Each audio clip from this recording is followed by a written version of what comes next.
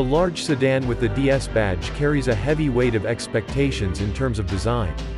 Being a worthy successor, combining once-in-a-century courage with world-class elegance and refinement in every detail of execution. DS has adapted and expanded the Stellantis EMP2 platform for use in cars that are 50 mm overall and have a wheelbase nearly 80 mm longer than the 508. 3 powertrains are offered: an entry-level turbocharged 1.6-liter petrol with 221 bhp, and 2 fleet-friendly petrol-electric plug-in hybrids. Both electrification options are E-Tense branded. Both are mainly powered by the same PureTech 4-cylinder petrol engine that the non-hybrid 9 has, and both draw power from the same 11.9 kWh lithium-ion drive battery, which is carried under the back seat of the car. The more affordable E-Tense 225 as front-wheel drive, develops a total system power output of 224 bhp, and uses a 107 bhp permanent magnet synchronous electric motor, sandwiched between the engine and an 8-speed automatic gearbox. The more powerful E-Tense 4x4360 adds a second electric motor which is rear-mounted at 113 bhp, has 4-wheel drive and produces a combined torque of 359 bhp and 384 pound-feet. DS suspension is standard on top trim-level cars.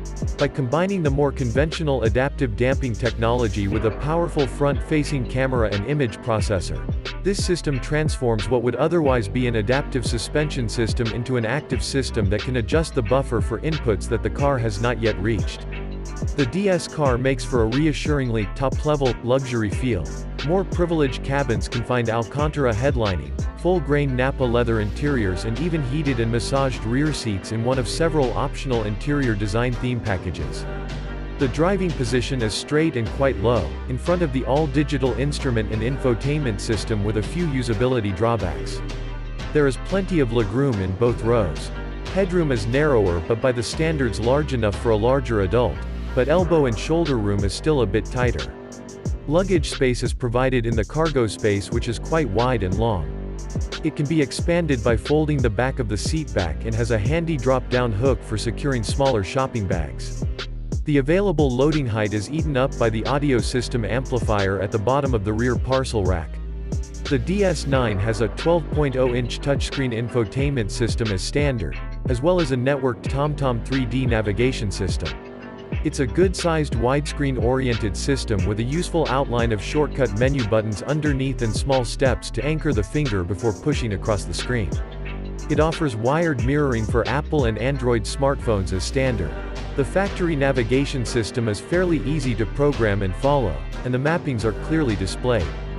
However, the display should carry AC control so the number of views you can devote to navigation mapping is markedly reduced. The general latency of the system is also visible. Under-display capacitive hotkeys require intentional contact to work and, related to the excessive slowness of system response, the number of presses or swipes required to achieve a certain finish can seem like an unnecessary distraction while driving. In the fast-growing PHEV sedan niche populated by cars with wildly varying power output, electric range, and claimed fuel economy, the 9 doesn't stand out on paper.